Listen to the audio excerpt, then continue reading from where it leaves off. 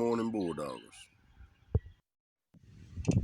Bulldoggers, I ain't telling you something new, but I'm telling you something real. It's always competition, no matter what it is.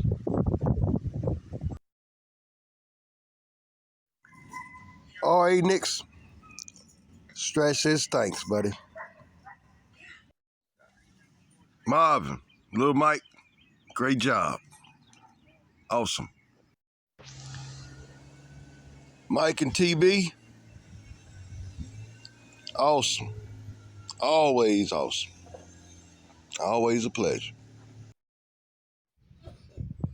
South Carolina, always a pleasure. Thanks, fellas. Awesome job. Now, Stretch gonna talk about breeding good dogs. Yep. There's really an art to it. Yeah. Some can do it, some can't. But you gotta try in order to find out. Knowledge about your dogs or about certain families of dogs will put you ahead of the curve when it comes to breeding dogs. Yeah. I would say, man, knowledge about the different bloodlines is out.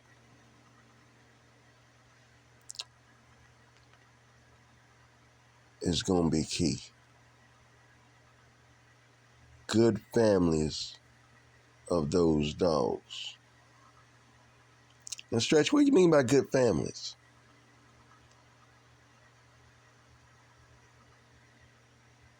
Proven, producing quality dogs. Yeah. Families and crosses that produce good dogs. Now, certain families don't cross good with certain families. I've found that out to be true. Now, certain families go good with each other and produce phenomenal offspring. I mean, better than average. Some crosses that are proven. Yeah. I don't know what it is about it. I can't just put my finger on it. It's been years. I mean, I looked at this thing for years and I've tried it for years. Years on top of years on top of years on top of years. And it always came true. Yeah. Came true. It was either good or it was bad. You know what I mean? Yeah. You got to take the good with the bad. But for the most part, looking at what old timers did, helped out a lot when it comes to breeding dogs such as, just say, the Jeep line, or just say the Eli line, or just say the Rascal line, or just say the Chinaman line, or just say the Bolio line.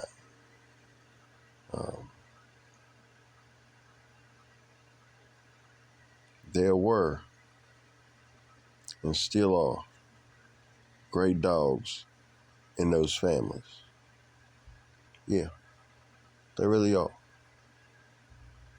They're great dogs today in those families. Yeah, good dogs. Good dogs.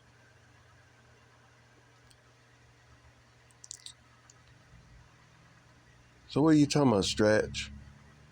I say it like this. A good dog is hard to find as well. The old saying goes, good dog is hard to find. A good dog is really hard to find. It really is. Because you might get a family of dogs, just say for instance like you might get a heavily Bulls cross dog. Now, you might call this dog a Bulls dog, and it may only have 25% Bulls in it.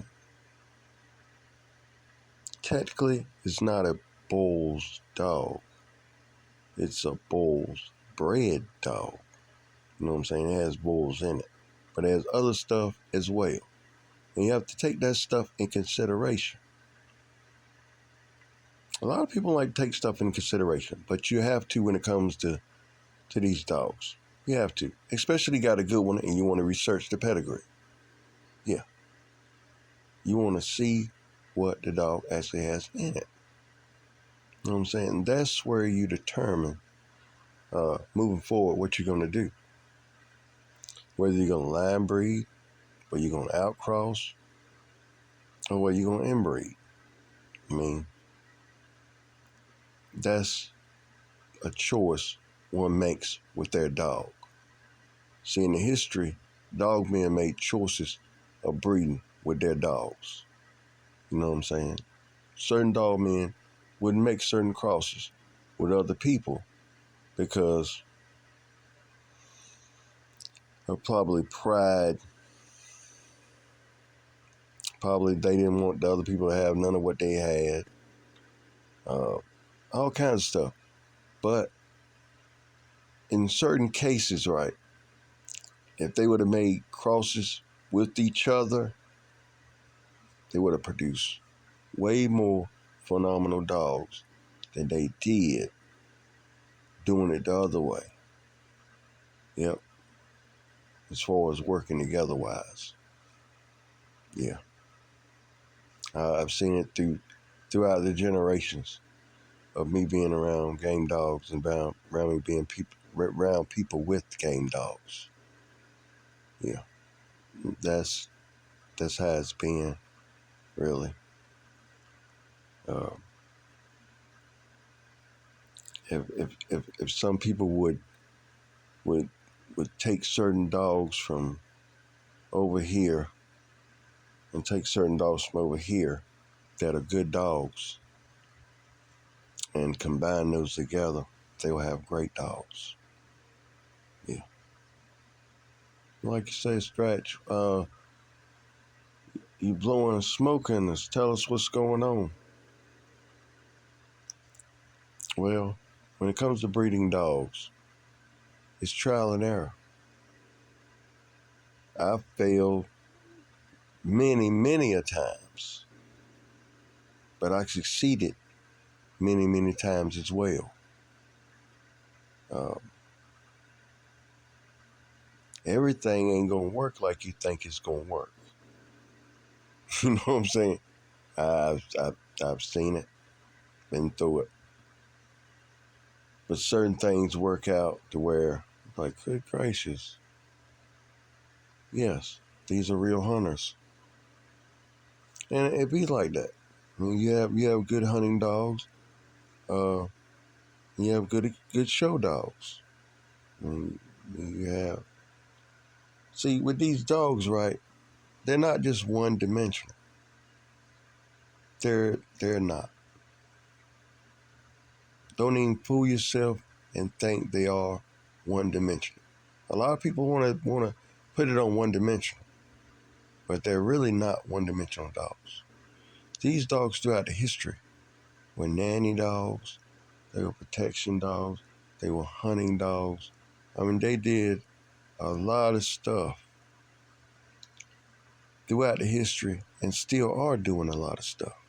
These great dogs here, they're number one. The American Pit Bull Terrier is number one in Stratch's opinion. Yeah, number one. I'm a lover of the American Pit Bull Terrier. I'm a lover of the breed. I know we got a messed up past. I know all this and that. I know that bad people do whatever. Yeah, I know all of that. But as far as I'm concerned, I love these dogs.